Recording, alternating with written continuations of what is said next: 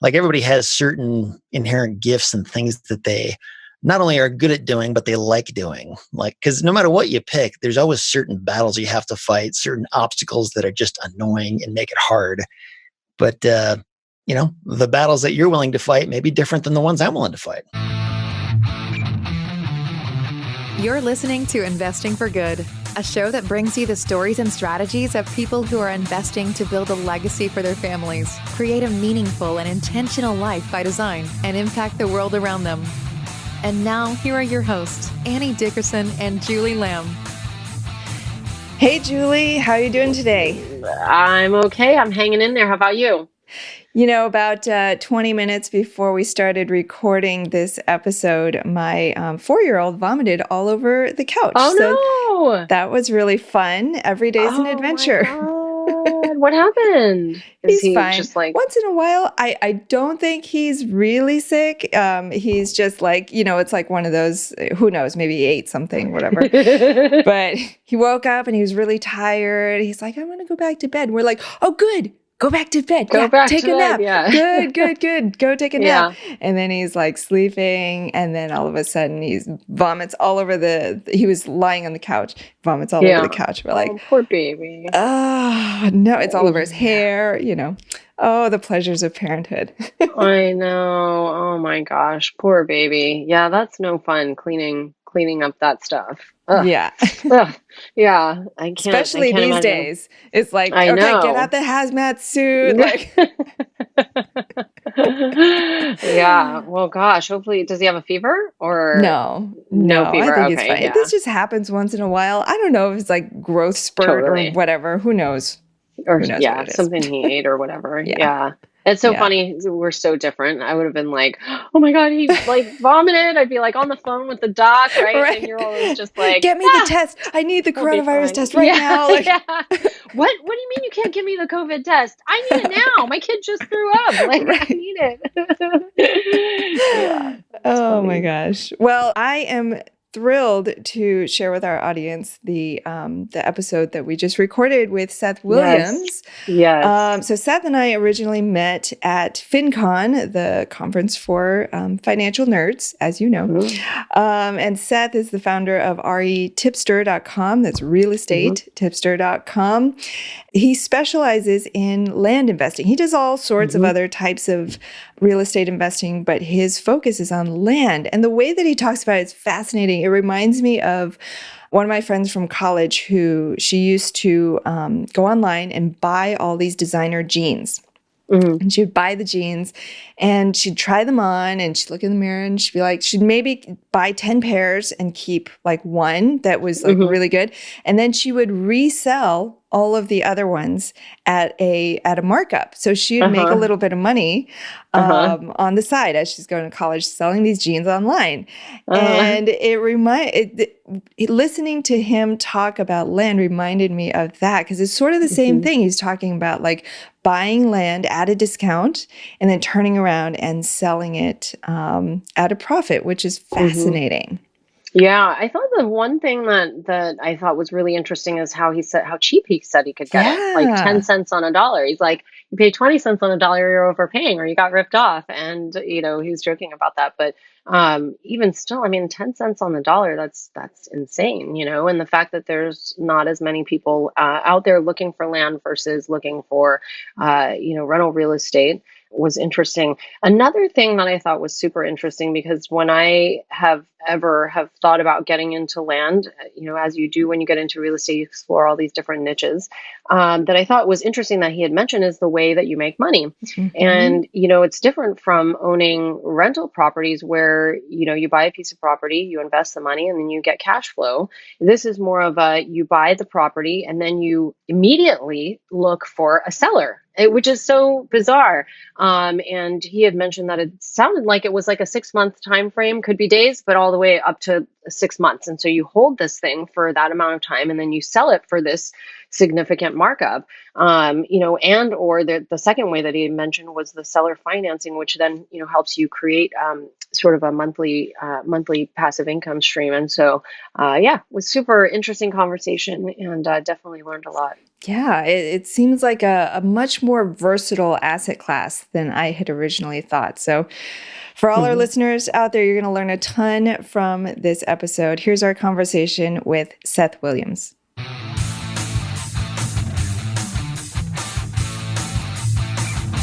Seth, how are you? Hey, Julie and Annie. How you guys doing? Good. I'm doing well. Awesome. Good. We're glad to have you here. Yeah. Now, Seth, you've been investing in real estate for quite some time, since around 2006, I believe. Is that correct? Yeah. Yep. You got it. You initially tried to get into flipping, as I understand it, in rental properties, which is totally reasonable. I mean, in 2006, that must have been so easy, right? There must have been cash flowing deals left and right. Yeah, not so much. It's all part of the journey, though. So what made you get into real estate in the first place? What were you looking for at the time? Yeah. Well, for me, I knew I wanted to make money somehow. Like I didn't really just want to do the middle class lifestyle, just the 9-to-5 job thing. It just didn't seem that exciting to me. Maybe it's because I didn't have like a specific career in mind that I just was dying to do. But I knew I wanted to make money somehow. And initially I thought, well, I got to be a doctor or a lawyer. Like that's the only way to do it. Right. But I realized as I was going through college, like I honestly wasn't smart enough. Like I wasn't academically high level enough to like really excel in that field. And it also wasn't really my passion anyway. So I started looking into different, business opportunities and ways to make money, and eventually came across real estate, as many of us do. And I knew people were doing it and doing well at it, but it took me forever to figure it out. I mean, I spent just hundreds and hundreds of hours, trying to find rental deals and houses to flip and stuff. And all of it involved, lots of debt on something that I knew nothing about. Like I was kind of shooting in the dark.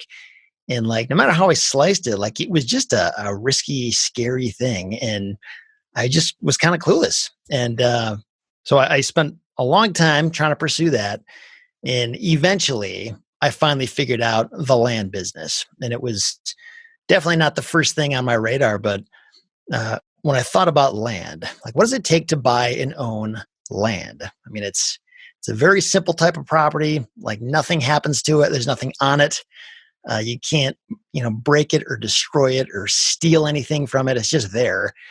And, I think what most people think when they think about land is like, well, how do you make income from that? Like, what's the point of just buying dirt? And I had that same thought, but it all started to make sense when I realized you could buy land for a very, very, very cheap price. And at that point, it's kind of like buying anything that has a value to it at a very cheap price. If you're able to, buy a piece of gold or silver at 10% of what it's actively selling for right now, it's not going to be hard to turn around and make money on that. And that's exactly what I was able to do with land. And, the beautiful thing about land, aside from just its simplicity and the fact that you can buy it so cheap, is that you're also able to do this without ever seeing it in person. And this actually took me a few years of working in the land business to realize this. But, land is, it's not like a house or a building where you need to get inside it and like inspect the condition and all this stuff. It's just dirt. So most of what you need to know, you can get for free with tools like Google Earth, Street View. It's usually a good idea to hire a local person to drive by the property and snap a few pictures for you just to see what does it actually look like on site.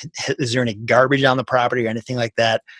And in some cases, it does make sense to get like a survey or, environmental work if it's a commercial property. But 98% of the time with the smaller residential properties that I deal with, it's pretty simple. A lot of that stuff is not even part of the equation. And that makes it feasible to buy properties really anywhere in the US. And I haven't seen one of my properties in years. I mean, it's pretty cool when you realize what's possible. So I'm curious, before we go all the way deeper into land, because I do want to get into the nitty gritty of it, because I'm so curious. I'm at a little bit of a turning point with everything that's happening with coronavirus, where I'm exploring all these other new, alternative real estate niches, and land is something that's intrigued me. So I definitely want to jump into that. Yeah, But sure. I kind of want to take a step back. and ask you about what the process was that you took, because I know a lot of the people, who are listening probably wonder, well, first of all, how did you stumble across real estate? And then what were the steps? You said you spent hundreds of hours. So was that like consuming podcasts? Was it like attending, meetups, or like, I don't know, Yeah, being on Bigger Pockets? I don't know. What were your steps that you took sure. to find and discover that land was your thing? Yeah, so Bigger Pockets wasn't really a thing in the early days of my I'm sure it would have been very helpful if it was a more, if I knew about it, but I spent a lot of hours just reading books and getting educated. Hmm. Like how does one analyze a deal? Hmm. Like how do you get good information, put it all together, and know when you're looking at a deal that's worth pursuing? So that was a big part of it.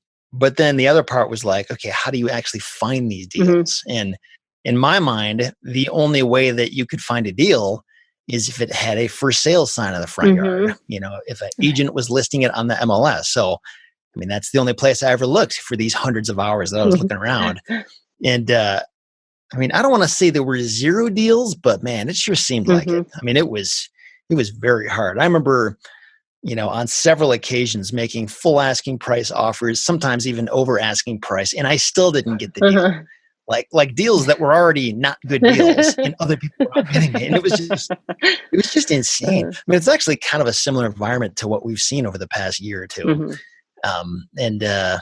So yeah, but that was really where a lot of my time was spent, just Mhm. spinning my wheels and kind of, I mean, I had a direction in my mind. It just wasn't the right direction. Mhm. It was like the highest competition, most difficult way to make it work. What books did you read? Are there any that you think like you would recommend to somebody who's just getting into this and wants to learn more, like about how to analyze a deal or how do you find deals? Like Yeah. anything?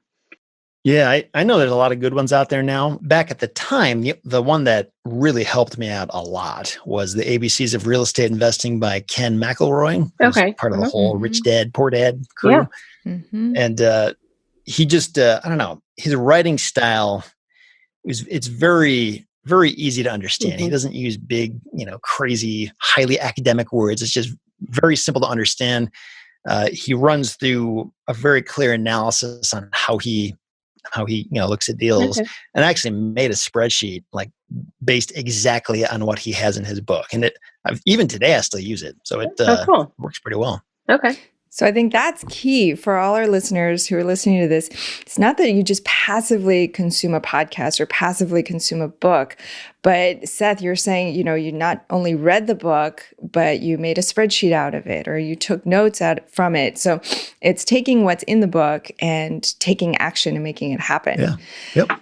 So hold on for a second, because you're spending hundreds of hours. Clearly, you had to be doing something else to make money Oh yeah. during this Yep. time, right? So For were you sure. working a job at this time? Yeah. So I was working in a job that I got in the banking industry. So I worked for a Okay. small business financing company, and we did SBA 504 loans. So it's a really Hmm. niche kind of loan.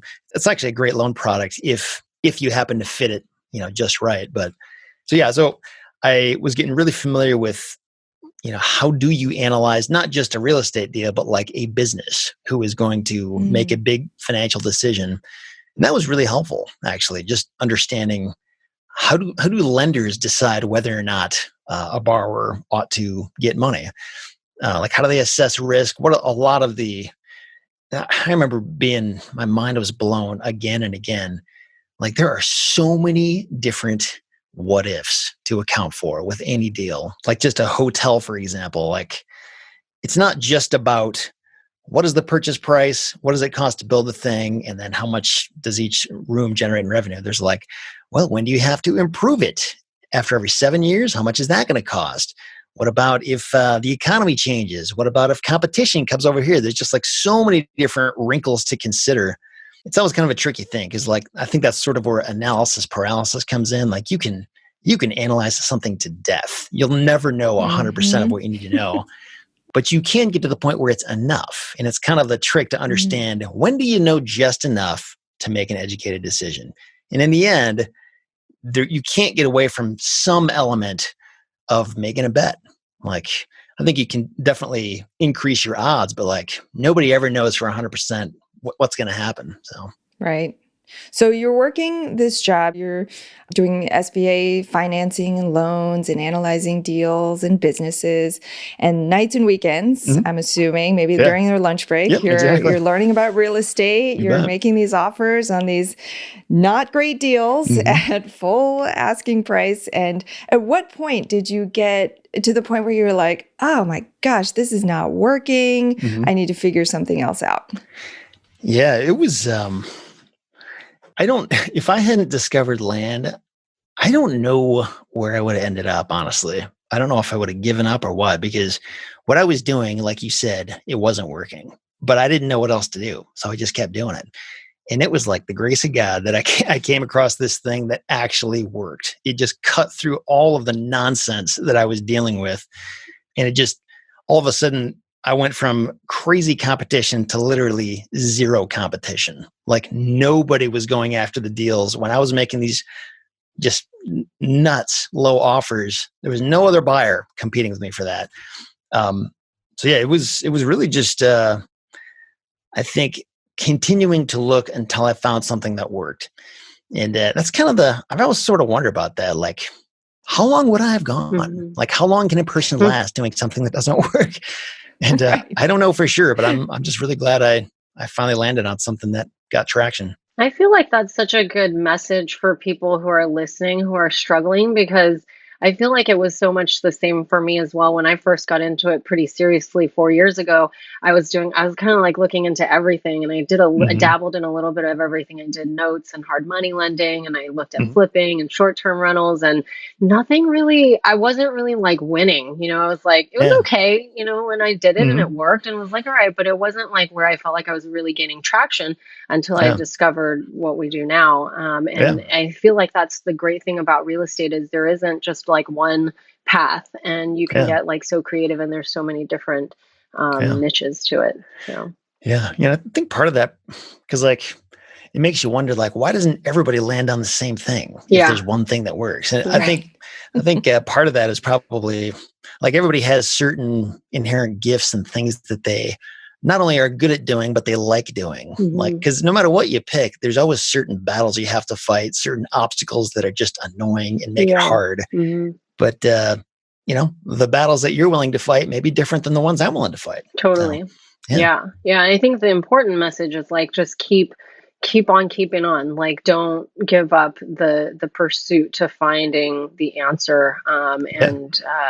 That once you get there, you'll know. And you don't know how but it's like, oh, this is it. Yeah. Yeah. Absolutely. Yeah.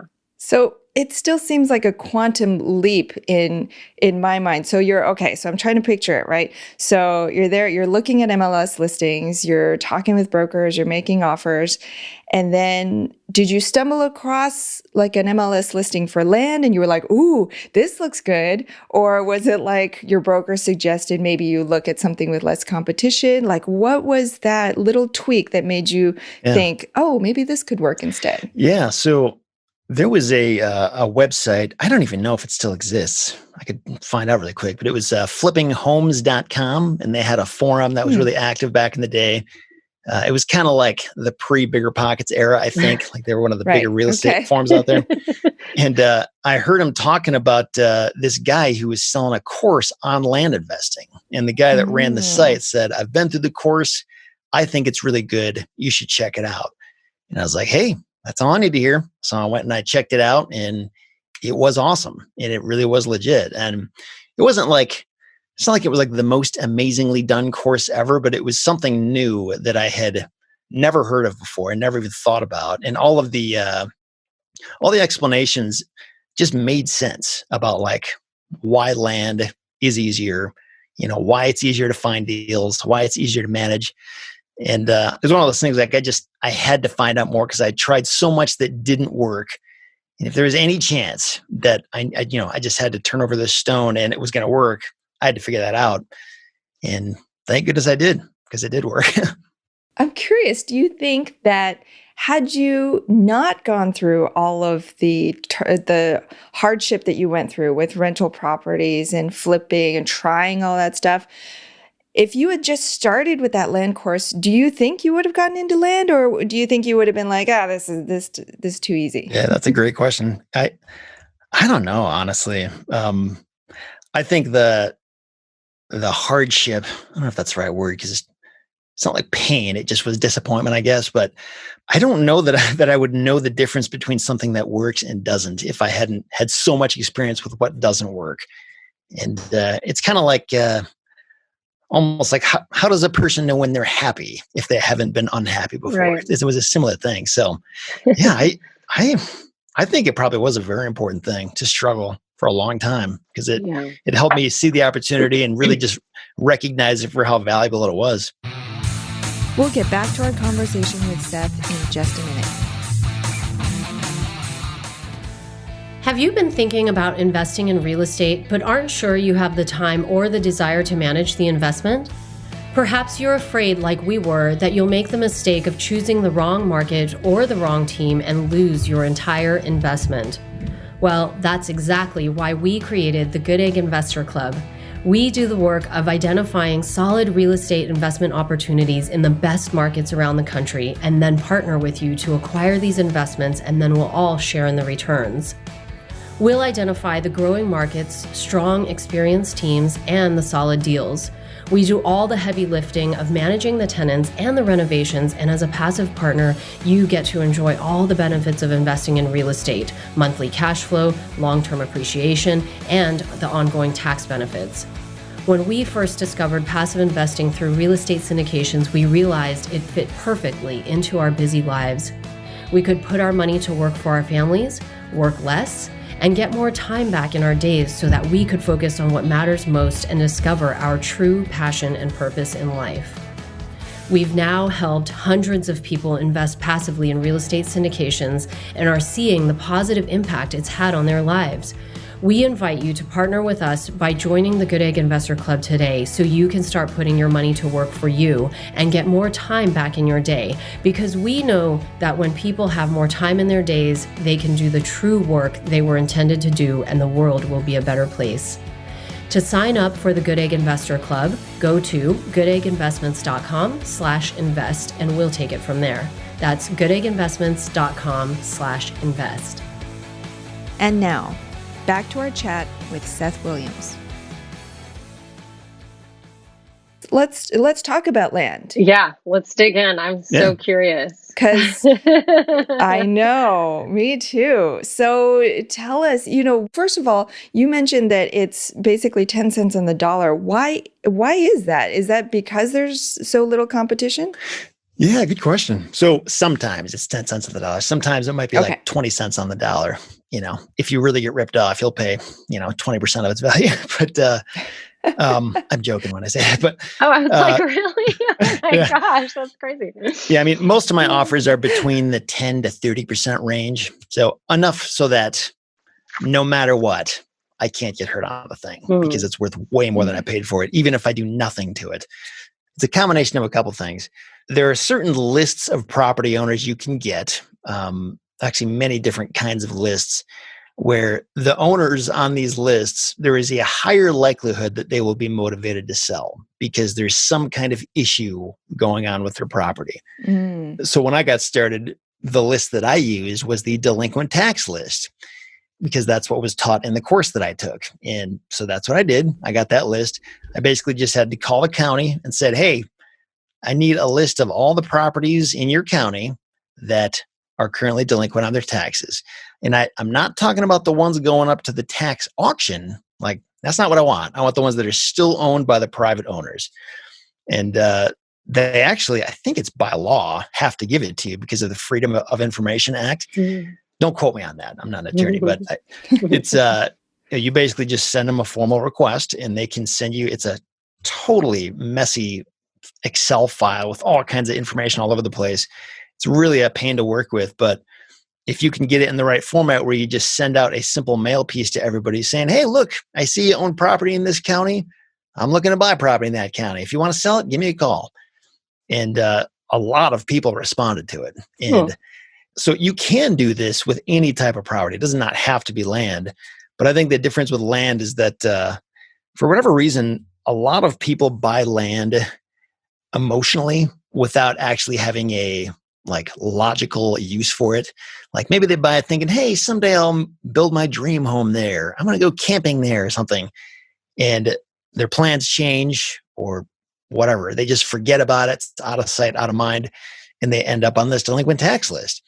So, I've made really low offers on houses like this before. It's just that with houses, I think there's a lot of other investors out there looking for them and snatching them up. So a lot more vacant land parcels make it through. So that's kind of why it's lower competition. And yeah, you just send mailers to these people, and when they respond, you can make really low offers. You sort of figure out a ballpark value for the property, which is a little tricky sometimes because land is a difficult type of property to appraise. Even appraisers don't really know what they're doing when they value land, but usually you can look at similar size properties in the area that are vacant and find out what they're listed for, just sort of use that as a basis. And you just make offers that are way below that. I mean, just laughably low. And many people will not accept these. Don't get me wrong. A lot of people are just, think you're crazy, but a handful of people do. And not only do they accept them, but they're like happy for the opportunity. They're like overjoyed to get the money because in their minds, they were just going to lose it to tax foreclosure anyway and get nothing. Mm-hmm. So you're giving them an easy way out. Mm-hmm. And it's pretty easy to buy these properties. You can even close in-house in most states because there's no loan involved on these, like 99% of the time, because vacant lots, generally banks will not lend on them. If you don't have a plan to immediately improve it, you can't get financing for it. So people have to own these things free and clear. It's really just as simple as signing a deed over to you. Mm-hmm. You sort of have to know how to do a title search as well and just verify the title is clear, make sure the land isn't totally useless, like it's not a swamp or something like that. But assuming you can do those things, it's fairly straightforward. So I'm curious, what makes a good market to buy land?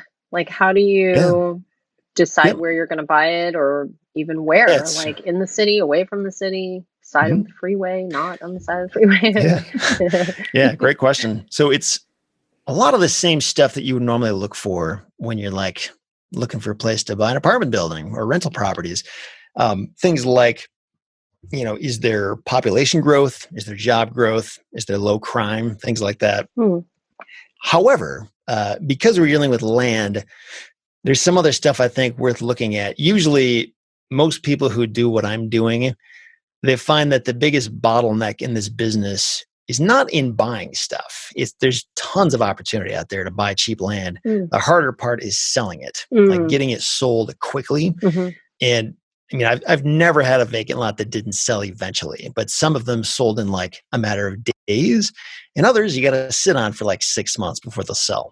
So if you can find a market where people will buy up the land fast, that's kind of what makes a good market for land. So another thing to keep in mind there is tourism. I think it's a hard thing to quantify because there's not like ironclad data out there that gives you precise tourism numbers, at least not that I know of. But if you just think about like what are the states in the country where people like to go there for one reason or another? Like if you compare the state of Indiana to the state of Florida, like which of those states probably has higher tourism? You just kind of think about it like that.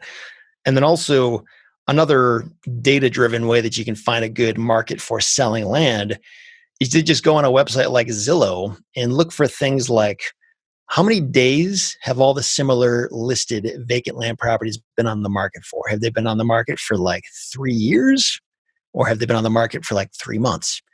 Because the longer they've been out there, that tells you people aren't buying them. And you can also look at each individual listing, maybe pull up like a dozen of them or so just at random and see how many times has this listing been viewed and how many times has it been saved?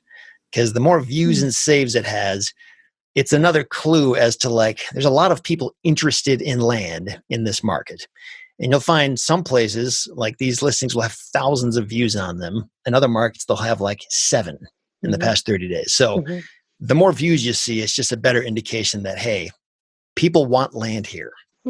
So I want to go back for a second to the tourism. So you mentioned the days on market, you mentioned how easy it might be to sell, and you mentioned tourism as one of the factors. So how is the current COVID-19 pandemic affecting your decisions? Are you sort of holding off on buying land at this point? Are you holding, I assume that you're holding some parcels of land at this point.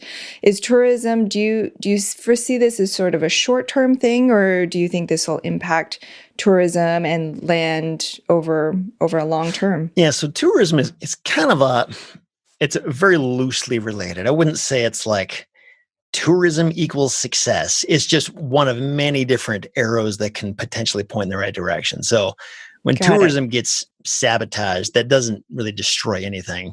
So what I've found just in different traffic, and also what I've heard a lot of other people saying, is that vacant land properties that are rural, so like an hour plus away from a big metropolitan area, are actually selling really well. Like there's a lot of interest in that, like more than there was before. And infill lots, so like a smaller lot that is only good for one thing, and that is building a house, those are not doing as well. And I think the trend we're probably going to see, and probably already starting to see, is people just trying to like get out of big, densely populated areas and more out into the country. I don't know if that'll be a long-term thing or just as long as this COVID-19 thing is forefront of people's minds. But as of like today, that seems to be the direction things are going. And I know for the longest time, I was always of the mindset that the best markets to buy land in are in rural places anyway. Like I'm not looking in downtown Detroit to buy land. I'm looking in like an hour or 2 or 3 away from that to buy land. I think that's kind of what a lot of land investors do. So for the most part, people are okay unless they've loaded up on lots of smaller infill lots and that kind of thing. Right. So how do people make money on these deals? Because I've heard that you can make money passively, and then I've heard that you can't. So how do you make money on these deals? Yeah, so it's like anything. I mean, if you buy something super cheap that's worth a lot more, it's just a matter of how much you want to price it when you sell it, and then how quickly you want to get your money out of it. So there's kind of 2 different avenues you can go. You can say if you buy a property that's worth $10,000 and you pay, $1,500 for it, you can turn around and list that for sale for cash. Like, hey, somebody just give me cash, and the listing price could be, I don't know, $6,000, something like that. So you're still making a really good profit from that, and the end buyer is getting a great deal. And that's what I've been trying to do the most over the past several years, just because it's cleaner, it's simpler, you get your money back fast, you can keep it moving. The downside to that, though, is that your asking price usually has to be a little bit lower, and it can take a little longer to find a buyer, simply because not everybody has, that kind of cash just sitting around waiting to spend on that. So another way you can do this, and I've did this for a while, is with seller financing. So instead of listing that property for $6,000 cash, you could list it for $8,000 and say, hey, buyer, if you give me $1,000 down or even $1,500 down, I'll let you pay off the remainder over the next 3 to 5 years, or whatever you want to say, however long you want it to be. You can even add like 10% interest on that if you want. And this is helpful for a number of reasons. First of all, when you get this down payment, most, if not all of your investment is paid back immediately. So like for the next 3 to 5 years, every subsequent payment you get is pure profit. Like you're not using that to pay anything off. It's just going right in your bank account. And it's also, with the interest that you can add on if you want, there's interest income from that. You can also generally sell your property at a higher price. And you sort of open up the opportunity for a lot of people who otherwise could not even think about buying your property because they don't have thousands of dollars sitting around. So the only downside I can think of, and it is a significant one, is that you don't get your money back immediately. You have to wait years to get it all back. Or make all of your profit, I guess. You're getting your investment back, but the full profit takes a while. And I guess the other downside that not a lot of people think about is as soon as you get into seller financing, you have to learn new documentation. You have to learn state-specific laws that can come into play. Not if, but when people start paying late or stop paying. Right. You have to have a game plan for how you're going to get the property back. And it doesn't mean it has to be hard. And in some cases, you can make more money in the long run when you have to get properties back and resell them.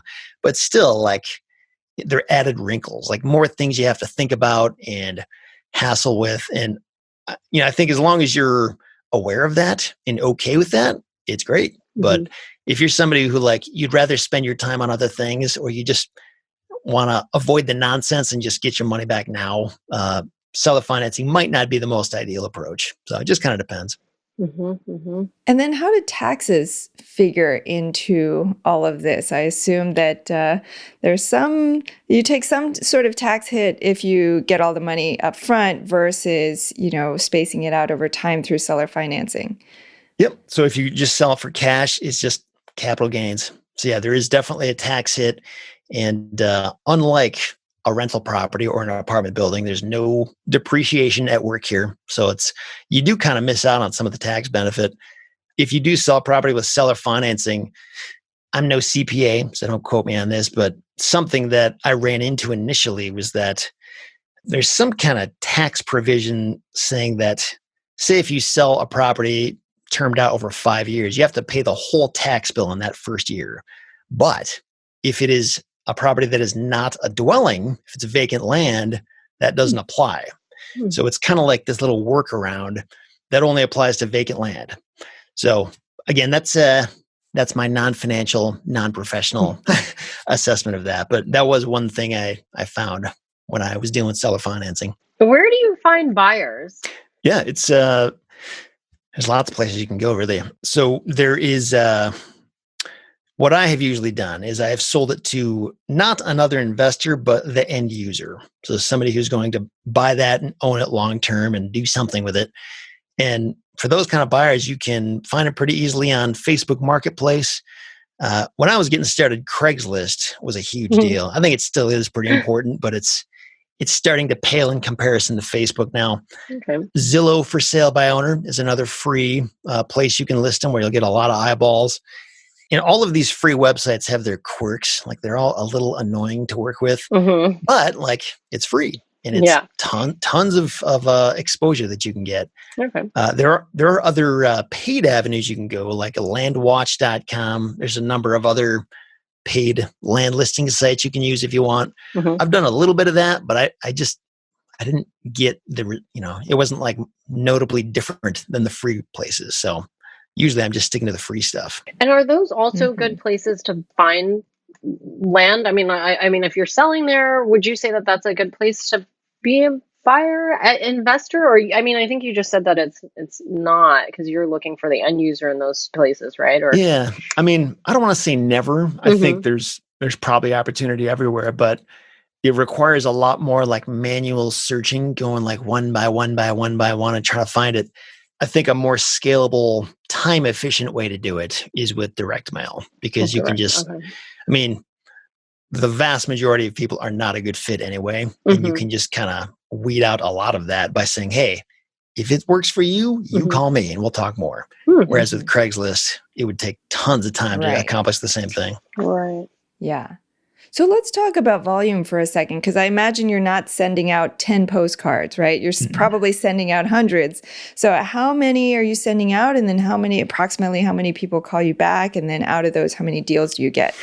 Yeah. So that's another interesting thing. So I think a solid direct mail effort is usually about, 1,000 mailers, give or take a few hundred. My first one I ever did was 106 postcards that I sent out, and I got 6 responses from that and no deals. But it was pretty cheap, and I didn't know what I was doing at the time. I wasn't sure of what to expect, so I was just testing the waters. But as I've matured in this process, the volume has gone up. I know some people that send out like tens of thousands of these at a time. So it just depends on what you want to get, and do you have the capacity to handle the incoming volume of people who respond. There's 2 different ideologies on how to do this. You can send out a neutral letter where you're just saying, hey, I saw you own land. get a hold of me if you want to sell it, that kind of thing. From there, you can have this conversation, make an offer, all this stuff. And I think that approach, it can make sense if you have a lot of time on your hands, but not a lot of money, because you can send out less expensive mail pieces and reach more people and like squeeze the most possible potential out of every conversation. But like it takes a ton of time. Like you'll waste many, many hours doing this. Another approach is to do something that's called blind offers, where you're figuring out what properties are worth on a per acre basis before you send out your mail. And you're actually sending out like a contract with every single mail piece. So basically, like from the very first time they hear from you, they see your offer. And I think the benefit of that is you don't have to have these back and forth conversations where they think you're going to make a huge offer and you eventually disappoint them. Like if it's not going to work, you just figure out from the first point of contact. And because you're not building up any personal rapport or anything, you're going to lose lots of opportunities there, but still like the time you'll save is huge. So if you have a little bit more money to spend, that's probably the more, I guess, time efficient way to do that. That's really interesting. I've never heard of that. So as a landowner, I could just be like, I walked to my mailbox one day. I've forgotten about this piece of land that I maybe bought years ago that I haven't paid taxes on. I walked to my mailbox. I open up this letter from somebody I don't know named Seth. And I open up this letter and inside is a letter and a contract. I'm like, oh my gosh, this guy wants to buy my land that I've totally forgotten about.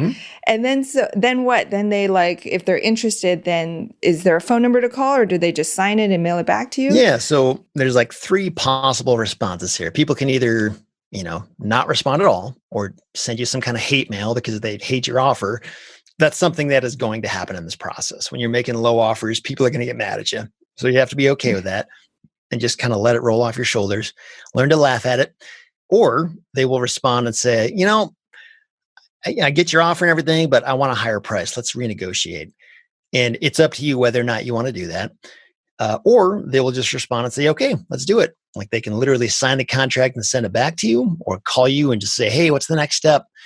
And in any case, the way this contract is worded, you're not obligated to close. It's worded more like a letter of intent. Like, hey, this is what I would like to do. And you have the typical inspection period where you can do your research after they say yes and verify it's actually a good deal. And if it's not, then you just don't close on it, where you can notify them in writing, hey, because of this, it's not going to work out. So really that blind offer, the function of it is to just like throw offers out there and see what sticks. And a lot of it won't. But when it does, it's, pretty straightforward in terms of how to move forward from there. Cool. Fascinating. Yeah. And what is I want to switch gears for just a second. What is your long-term goal with investing in land? I know you also do other types of real estate investing. So is land sort of a means to an end, or do you sort of see yourself growing this big portfolio of land? So some people have that approach where land is the thing. Like, I want to actively work this business and make millions, and they can do that. For me, land is definitely a means to an end. So I always knew that, if the goal is to get long-term buy and hold real estate that just sits there and makes me money for the rest of my life, you can try to do that with your job, but that's going to take forever, unless you do like a syndication or something like that. And for me, land was kind of like a way to supercharge that process, a way to generate big paychecks that I could not get from my job. And that's part of why I try to do the cash deals for the most part, because I want the cash. I want that, as soon as possible. So for me, it's more of a means to an end, just to generate the liquidity that I need to get into bigger, longer buy and hold properties. Makes sense. Cool. Yeah. Should we move into the investing for good impact round? Sure. All right, let's do it. Let's do it. Okay, so we're going to ask you 3 questions around investing for good. So the first one is investing in yourself. So what is one way that your investments are helping you to live a better life? Yeah, it's been a long road for me. It took me almost 10 years after I started doing this to like really get to the point where I could be totally financially free. And it really it's about being able to do work that like I really find important and meaningful and that I get excited about. Like, I've used the analogy before that like when I walk into my office every morning, it's sort of like what a young child probably feels when they're running through the gates of Disney World and they're just like, whoa, this is the coolest thing ever. Like that is how I feel about my work, which is, when I was working my job, it was an okay job. It wasn't a bad job, but like it was miles apart from how awesome the work is that I get to do now. And just being able to get that kind of joy in my profession is just an amazing thing. I feel like it's a very rare thing too. And that's not lost on me. I understand what a privilege that is, and I'm really thankful for it. Yeah. And I feel like the impact that has on everyone around you, from your family to friends and extended family, and and that's so much of what we do. Is it's like, come here, join us on this journey, and really discover how great real estate investing can be, and find that impact in some way or form that you can have by participating in real estate. And really, it's so powerful. Yeah, absolutely. Okay, so second question, and I'm sure that there's many that you could share with us. retipster.com, just the name of that website. I'm sure there's so many tips. But what is one way or one investment strategy or one hack that you might be able to share with our audience that will help them catapult their investing journey? Yeah. I actually put together a blog post a few months back called Life Pro Tips. You can find it at retipster.com/life pro tips, all one word. And it's, these are all things I got from Reddit, actually. Just things that I thought were brilliant, that were so simple, but they like really could make a big difference.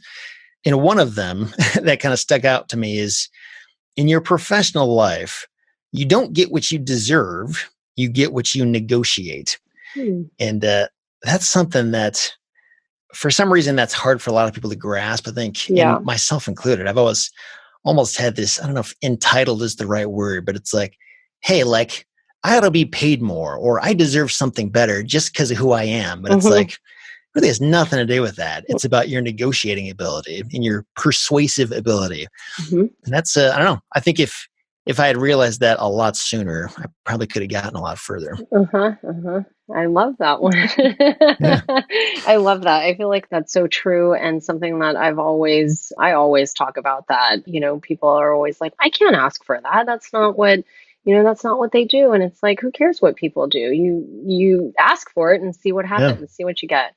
So I love that. And I will definitely check out that Life Pro Tips and see if there's anything valuable in there. I'm sure there is. Okay, last question is investing in the world. So what is one way that your investments are helping to make the world a better place? Yeah, so for me, something that it's really more of a time investment than a money investment, but I've invested thousands and thousands of hours into retipster.com. And the whole idea behind it is to really just like give away all the best stuff I know for free. And it's based on this, I got inspired by Pat Flynn of Smart Passive Income, who I'm sure you guys probably know about. And when I first saw what he was doing years ago, I was just like, whoa, like this information actually changed my life, and I didn't pay anything for it. And somehow he still does really well off that, even though a lot of the stuff is free. And it's kind of the same approach I take at retipster.com. And a lot of the stuff that like nobody ever taught me, I just had to struggle through it and figure it out on my own. That stuff is just like there for anybody who wants it. So there you go. Awesome. It's like they say, you can get everything you want in life if you just help enough other people get what they want. For sure. And it's all about paying it forward. And that's exactly what we're all about too. So I love that. Awesome. So Seth, what is the best place for people to go to connect with you and learn more? Obviously, retipster.com. Is there anywhere else you'd like to point people to? Yeah, I mean, I'm usually somewhere on all the major social media places, Facebook and Twitter and Instagram and all that stuff. So people are more than welcome to reach out and connect with me there. So feel free. And also there's obviously a contact page on retipster.com. It's actually kind of hidden. You have to scroll to the very bottom in really tiny words, you'll see contact. So you have to go through the gauntlet if you really want to Exactly. contact Seth. Perfect. Well, we'll have all that in the show notes. Seth Williams, founder of retipster.com. Thank you so much for being here with us, Seth. You bet. Thanks for having me. Thanks, Seth. You've been listening to Investing for Good, the #1 podcast for people like you who are investing to build a legacy for their families, create a meaningful and intentional life by design, and impact the world around them. For more resources, check out goodegginvestments.com/podcast. And be sure to join the Investing for Good Facebook community. And don't forget to subscribe and give us a 5-star review so we can continue to bring you amazing new conversations every week.